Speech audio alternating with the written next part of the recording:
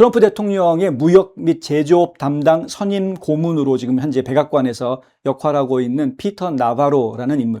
피터 나바로는 트럼프 대통령 1기 행정부에서도 트럼프 대통령의 경제 고문 역할을 했었습니다. 근데 지금도 역시 백악관에서 트럼프 대통령한테 이런 그 무역 담당 쪽의 선임 고문 역할을 하고 있습니다.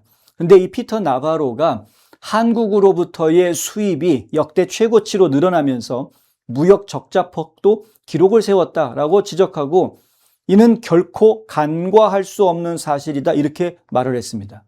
한국하고 미국하고 무역을 하는데 일방적으로 한국은 돈 버는데 미국은 손해보고 있다.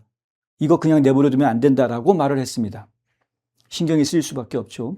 대표적인 강경보호무역주의자이고 경제학자인 나바로는 오늘 Real Clear Market이라는 매체에다가 6월달 무역 보고서를 평가하는 글을 썼는데 그 글에서 다음 싸움이 어디에서 벌어질지 정확히 보여준다라는 말을 하면서 멕시코, 베트남, 한국과의 무역 적자를 언급합니다.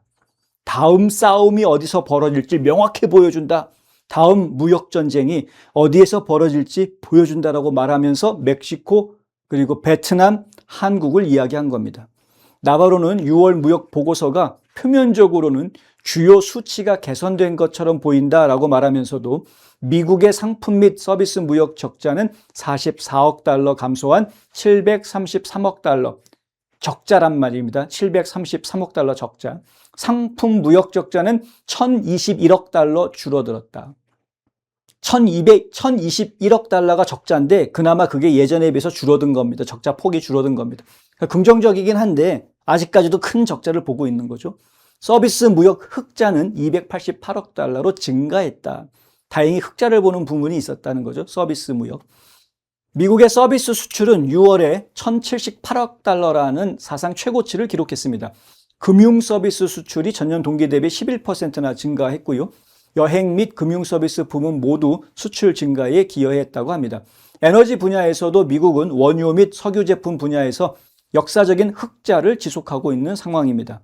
자, 나바로는 에너지 수출이 국가 안보 자산이라고 지적합니다. 미국이 세계 시장에 공급하는 모든 원유는 동맹국을 강화하고 적대국을 약화시키며 불안정하거나 적대적인 생산국에 대한 의존도를 줄이는 데 기여하고 있다. 미국이 에너지 독립을 했다는 것이 매우 중요한데 에너지 독립한 것으로 만족하지 않고요. 트럼프 대통령은 훨씬 더 많은 원유, 훨씬 더 많은 천연가스를 발굴해 채굴하라고 업계에 지금 요구하고 있습니다. 다만 미국의 수입 부분에 있어서는 미국 노동자의 일자리를 빼앗는 보조금 지원 소비제는 산업 침식에 해당하지만 미국 공장의 생산량 확대를 위해 수입되는 기계 장비 첨단 기술 및 생산 시스템은 산업 회복의 일부가 될 수 있다. 일부 수입품은 재산업의 씨앗이 된다. 이런 말을 합니다. 그러니까 수입 부분은 수출은 많이 할수록 좋은 건 당연한 건데 수입은 좀 냉정하게 구분을 할 필요가 있다고 이야기합니다. 그래서 그냥 수입해서 써버리고 마는 것이냐, 소모적인 것이냐, 아니면 수입해 온 것을 가지고 미국 내에서 무엇인가 재생산할 수 있는 그 어떤 토대가 될 수 있는 것이냐 이런 이야기를 하는 것이죠. 그래서 만약에 미국에서 생산으로 연결될 수 있는 그러한 토대가 될 수 있는 것들을 수입해 오는 것이라면 그것은 긍정적이다라고 평가할 수 있으나 미국에 가져와서 쓰고 끝나는 소모품이라고 하면 그럼 이제 긍정적인 수입이라고 얘기할 수 없다라는 이야기를 하는 겁니다. 트럼프 무역 전략을 이렇게 설명을 합니다. 나바로의 설명은요. 트럼프 무역 전략은 관세로 대표가 되고 있는데 이 관세라는 것은 투자 유인을 변화시키고 조세 정책은 국내 투자를 장려하고 있다. 그렇죠? 에너지 경쟁력 강화는 전략적 위험을 낮추고 규제 완화는 건설업체와 생산자의 부담을 줄여준다. 이렇게 설명을 합니다. 그러니까 규제를 없애주고 관세를 부과함으로써 일자리를 만들어내고 투자를 이끌어내고 그리고 국내에서는 규제를 없애줬으니까 산업들이 살아날 수 있게끔 토대를 만들어주고 있다는 거죠. 그냥 거저 먹여줘서 먹고 살 수 있게 돈을 주는 그런 개념이 아니라 트럼프 행정부에서 하고 있는 경제 정책들은 전반적으로 열심히 일하고 있는 사람들이 그 일한 보람을 가져올 수 있게 해주는 시스템들, 환경들을 만드는 데 집중하고 있습니다. 또한 법 집행을 통해서 탈세를 막는다라는 이야기도 하고 있습니다. 목표는 자급자족이 아니다. 국내 생산을 강화하고 해외에서 공정한 무역을 실현하며 미국의 산업 기반이 일방적으로 쇠퇴하는 것을 막는 것이 목표다. 예, 목표가 그렇습니다. 미국의 쇠퇴를 막는 것. 그러나 나바로는 멕시코, 베트남, 한국으로부터의 수입은 합법적인 공급망 활용을 반영하는 것일 수도 있겠으나 자본재, 기술, 자동차, 부품, 장비, 중간재에 대한 이런 진정한 수요를 반영하는 것일 수도 있는데 그렇지 않을 수도 있다는 거죠.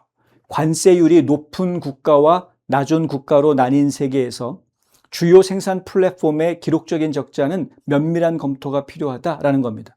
자, 지금 한국 같은 그런 동맹국가, 또 멕시코도 뭐 동맹국가라고 이야기할 수 있는데, 지금 이제 세금 없이 무역을 할 수 있는 자유무역 협정 같은 것들이 맺어져 있는 나라들이니까요. 그런데 문제는 그 관계가 또 발전적으로 가는 부분들이 충분히 있을 수 있는 것이긴 한데, 그런데 반대로 역효과가 날 수 있는 부분들도 있다라는 이야기를 하는 겁니다. 중국에 대한 관세가 지금 미국에서 계속 인상을 시켜 놓으면서 어떤 문제가 발생하느냐? 바로 환적이라는 문제가 발생을 한다라는 거죠. 그러니까 신고된 국적은 중국이 아니라 한국, 베트남, 멕시코 이렇게 바뀌는데 산업 재료 자체는 다 중국에서 온 거더라. 이렇게 된다는 거예요. 이것을 나바로는 뭐라고 이야기하냐면 현대판 밀수라고 이야기합니다. 현대판 밀수. 오히려 지금 현재 그 관세 정책이 이러한 현대판 밀수를 조장할 수 있는 요인이 될 수도 있다라고 지적을 하는 겁니다. 미국 멕시코 협정, 그러니까 USMCA, 미국 멕시코 카나다 협정이죠. 이것을 언급을 하면서 이런 말을 합니다. 멕시코는 북미 생산의 파트너가 되어야 되는 거지 제3국의 산업 전략을 위한 관세 피난처가 돼서는 안 된다. 중국에서 바로 미국으로 보내면은 관세가 50% 붙는데 멕시코 통해서 들어오면은 10%면 되니까 멕시코로 보내서 메이드 인 멕시코로 해가지고 미국으로 들어오려고 하는 이런 꼼수 부리는데 멕시코가 이용돼서는 안 된다라는 이야기를 하는 겁니다. MSMCA가 진정한 북미 부가가치를 창출하는지 아니면 비북미 자본, 북미 국가가 아닌 나라들의 자본, 부품, 철강, 자동차 그리고 보조금이 낮은 관세의 편법을 통해서 미국 시장에 유입이 되도록 허용하는지에 대한 문제다라고 나바로는 이야기하는 겁니다. 특별히 한국은 자동차, 철강, 배터리, 첨단 기술, 이 공급망 포지셔닝을 가지고 있다는 거죠. 미국의 이러한 자동차, 철강, 배터리, 첨단 기술 공급망에 한국이 들어와 있습니다.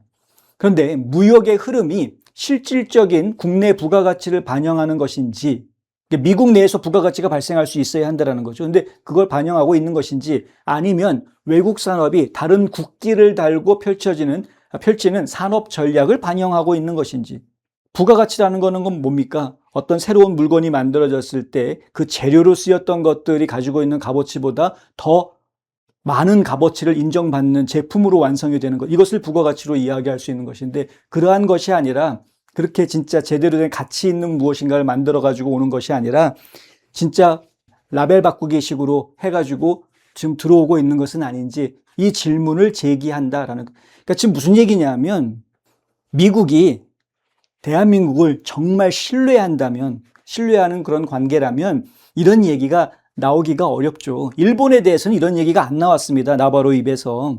나바로 입에서 대만 얘기가 나온 것도 아니었고 일본 얘기가 나온 것도 아닙니다. 멕시코, 베트남 그리고 한국을 이야기한 겁니다.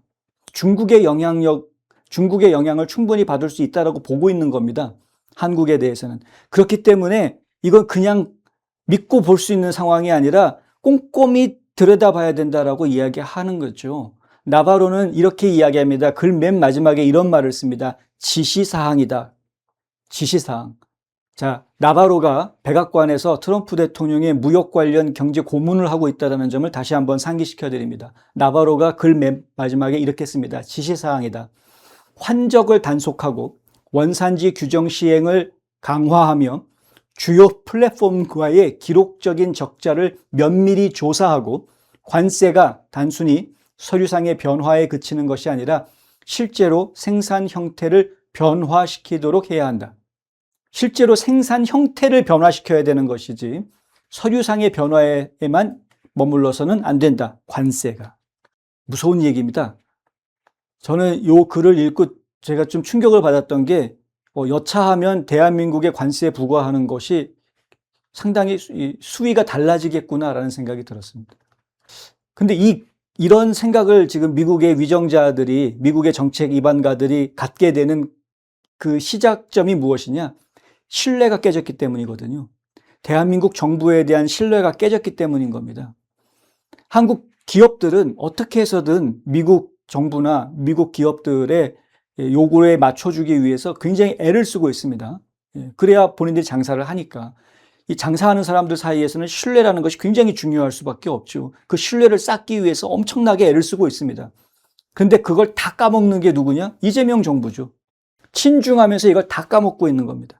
친중하는 정부가 있다 보니까, 그리고 이 친중하는 정부를 이끌고 있다라는 이재명이라는 작자가 걸핏하면 국제사회에 나와가지고 기업들, CEO들 불러다가 같이 막 맥주 마시고 농담 따먹게 하는 모습을 보여주고 여기저기 설치고 다니고 있으니까, 그러니까 불안한 겁니다. 미국 입장에서 보았을 때는 저 사람들이 지금 정치를 하고 있다면은, 이렇다면은 우리가 진짜 한국에서 메이드 인 코리아라고 찍혀서 오는 물건들을 그 고지고대로 믿어줄 수가 없다.